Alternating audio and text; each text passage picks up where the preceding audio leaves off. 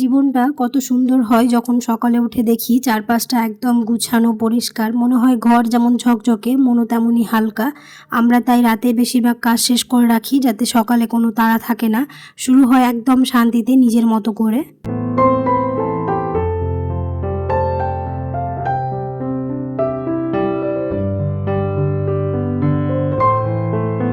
আসসালামু আলাইকুম, কেমন আছো তোমরা সবাই? নতুন একটি ব্লগে তোমাদের সবাইকে স্বাগত জানাই। আশা করছি তোমরা সবাই অনেক ভালো আছো। আলহামদুলিল্লাহ আমরাও অনেক ভালো আছি।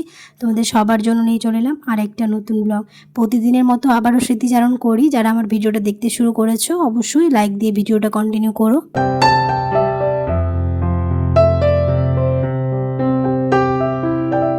বাড়ির শোকেস বা আলমারি এগুলো তো প্রতিদিন পরিষ্কার করা হয় না। এই শোকেসটা কিছুদিন আগে পরিষ্কার করেছিলাম, তারপরে আর হয়নি। আজ বেশ অনেক দিন হয়ে গেল, এত ধুলো পড়ে গিয়েছে, তাই ভাবলাম পেপারগুলো চেঞ্জ করে দিই আর জিনিসগুলো একটুখানি এলোমেলো হয়ে আছে সেগুলোই গুছিয়ে রেখে দিই।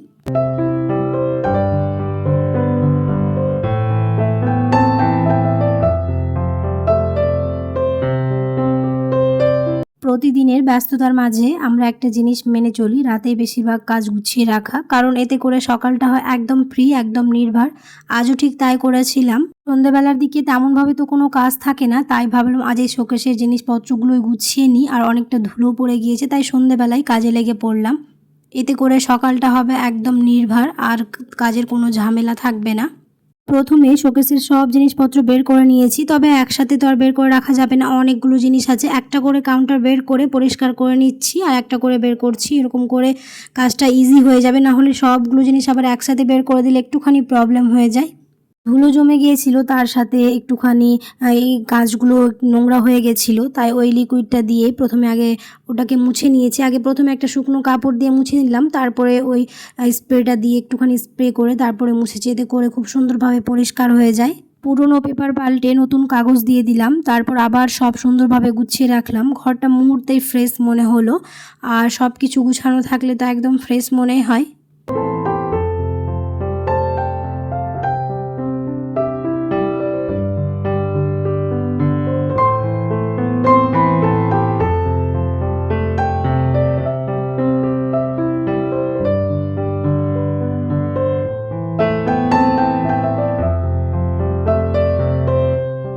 শোকেস গুছাতে গুছাতে হঠাৎ কিছু পুরনো জিনিস চোখে পড়লো। হাতে নিয়ে দেখতেই যেন একের পর এক স্মৃতি ফিরে আসতে লাগলো। অনেকগুলো মুহূর্ত যেগুলো হয়তো সময়ের সাথে ঝাপসা হয়ে গিয়েছিল, আবার নতুন করে মনে পড়ে গেল। কিছু জিনিস দেখে মনটা ভরে উঠলো আনন্দে, আবার কিছু জিনিস মনে করিয়ে দিল হারিয়ে যাওয়া মানুষ আর সময়ের কথা। সত্যি বলতে পুরনো জিনিসের আলাদা একটা গন্ধ থাকে, যেন সেই দিনগুলোর গল্প বলছে চুপচাপ।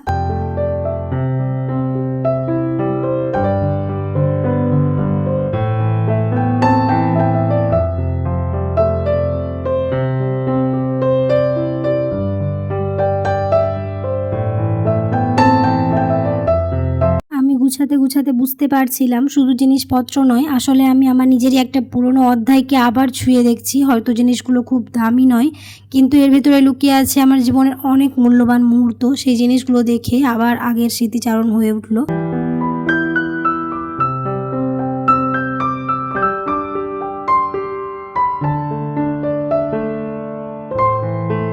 এমন সময়গুলোতে মনে হয় ঘর গুছানো শুধু পরিষ্কার পরিচ্ছন্নতার কাজ নয়, এটা আসলে নিজের ভেতরের স্মৃতি, আবেগ আর অভিজ্ঞতাগুলোকে আবার একবার সাজিয়ে নেওয়া।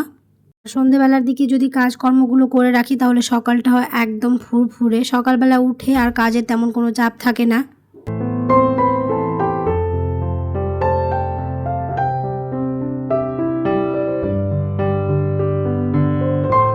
এই শোকেসটা কেনার সময় কয়েকদিন পরে আমরা ঠকে গিয়েছিলাম, কারণ জানি না নতুন কেনার পরে কিছুদিন পর থেকে এরকম ড্যামেজ হতে লেগেছিল। তো আর সেরকমভাবে এটা চেঞ্জ করা হয়নি, কিন্তু কোনো এক সময় এটাকে চেঞ্জ করা হবে। এখন আপাতত কাজ চালানোর জন্য ওখানে রেখে দেওয়া হয়েছে, যেহেতু অনেক জিনিসপত্র আছে। এখন এগুলো আবার কোথায় রাখবো? গল্প করতে করতে আমার উপরের কাউন্টারগুলো সব গুছানো হয়ে গেল, আর নিচের দিকের কাউন্টারগুলো একটুখানি খাটের ওই পাশে থাকার জন্য আর সেরকমভাবে দেখাতে পারিনি, একটুখানি অসুবিধেই হচ্ছিল, তার জন্য ওটাকেও ক্লিন করে নিয়েছি। এবার উপরেরটা পরিষ্কার করে নিচ্ছি।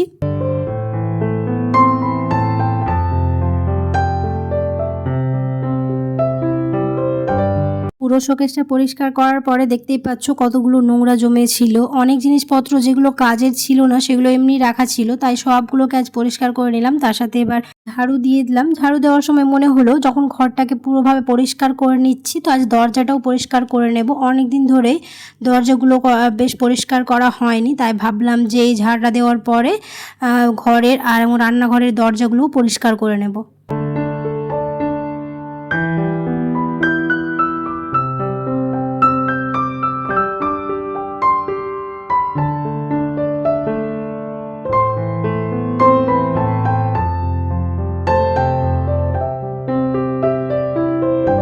রাতের বেলায় এই কাজগুলো করে রেখে দিলাম, কারণ সকালবেলার দিকে টুকিটাকি কাজ করতে করতে এগুলো আর পরিষ্কার করা হয়ে ওঠে না, কারণ একটুখানি এগুলো সময় সাপেক্ষ ব্যাপার। সব জিনিস বের করে আবার সুন্দরভাবে গুছিয়ে রাখা মোছা, তার জন্য এই রাতের বেলায় করে রেখে দিলাম। এখন প্রায় 8:30টার মতো বাজে, অনেকক্ষণ সময় লেগে গেল পরিষ্কার করতে। তারপর চলে গেলাম হচ্ছে দরজাগুলো পরিষ্কার করে নিতে। প্রথমে একটা কাপড় দিয়ে আগে প্রথমে এমনি মুছে নিচ্ছি, না হলে আবার আগে যদি স্প্রে করে মুছে দিই তাহলে কি ধুলোটা বসে যায়। তার জন্য আগে একটা কাপড় দিয়ে শুকনো আগে মুছে দিলাম, তারপরে স্প্রেটা দিয়ে স্প্রে করে মুছে দেবো। এতে করে কাঠের শোকেস খুব সুন্দরভাবে পরিষ্কার হয়ে যায়।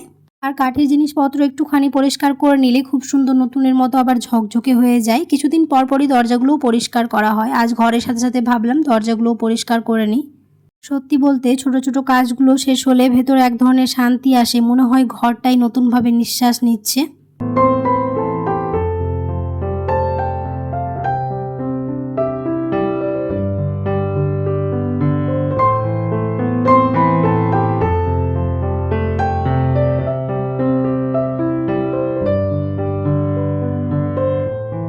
গল্প করতে করতে একটা ঘরের হয়ে গেছে, চলে এসেছি হচ্ছে ভাইয়ের ঘরের দরজাটা পরিষ্কার করে নিতে। এরপরে যাব হচ্ছে রান্নাঘরে। এই দরজাগুলো সেরকমভাবে অত নোংরা হয় না, কিন্তু রান্নাঘরের দরজাটা একটু বেশি নোংরা হয়ে যায়। ওটা কিছুদিন পর পরই নিয়ে নিতে হয়, যেহেতু রান্নাঘরে রান্না হয় একটুখানি তেল চিটচিটে ভাব তো হয়ে যায় জিনিসপত্রগুলোতে।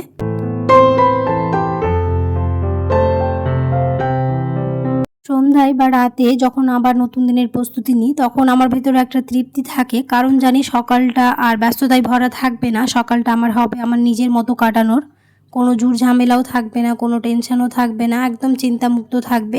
দরজাগুলো পরিষ্কার করে নেওয়ার পরে কয়েকটা বাসন ছিল, বাসনপত্র মেজে সিঙ্কটাও একটুখানি নোংরা হয়ে গেছিলো, তাই সিঙ্কটাকেও পরিষ্কার করে নিলাম। রান্নাঘরের পাশাপাশি সিঙ্ক এগুলো পরিষ্কার থাকলেও বেশ ভালো লাগে।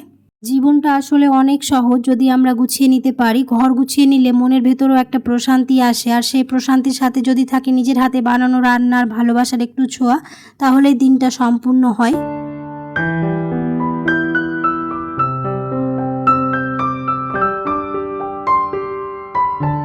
যারা আমার ভিডিওটি দেখছো এখনও চ্যানেলটিকে সাবস্ক্রাইব করোনি, অবশ্যই সাবস্ক্রাইব করে দিও। আর তার সাথে পাশে থাকা বেল আইকনটাকে প্রেস করতে একদমই ভুলো না, সময় মতো নোটিফিকেশান পাওয়ার জন্য। আর যারা এই কাজটি করে রেখেছো তাদেরকে অসংখ্য ধন্যবাদ। অনেকেই আছো শুধু ভিডিও দেখে চলে যাচ্ছ, লাইক করো না, অবশ্যই লাইক করে দিও, কারণ তোমাদের একটা লাইক আমার ভিডিওকে অনেক দূরে নিয়ে যাবে। গল্প করতে করতে আমার সিঙ্ক পরিষ্কার করা হয়ে গেল। এবার জলগুলো শুধু একটুখানি মুছে দিই। এখানে জল লেগে থাকলে মাকড়সা হয়ে যায়, তাই সবসময় এখানকার জলটা ভালো করে মুছে নেওয়ার চেষ্টা করি। আজকে রাতের খাবারটা ছিল সত্যি খুবই সিম্পল কিন্তু তৃপ্তির। মসুর ডাল দিয়ে পটল রান্না হয়েছিল, সাথে ছিল হচ্ছে ডিম ভাজা। সবচেয়ে রিফ্রেশিং ছিল ঠান্ডা পুদিনার শরবত। এক গ্লাস শরবত খেয়ে যেন সব ক্লান্তি মিলিয়ে গেল। এমন সাধারণ খাবার কখনো কখনো অনেক বড় আনন্দ দেয়। অনেক সময় আমরা বড় বড় প্ল্যান করি, কিন্তু এই ছোট ছোট জিনিসের মধ্যে আসল সুখ লুকিয়ে থাকে। যাই হোক, আজকে এখান থেকে বিদায় নিয়ে নিচ্ছি। দেখা হবে খুব শিগগিরই পরে একটি নতুন ব্লগে। সবাই খুব ভালো থাকবে, সুস্থ থাকবে, সাবধানে থাকবে। আল্লাহ হাফেজ। আর কমেন্টে জানাতে ভুলবে না কোন পার্টটা তোমাদের ভালো লেগেছে।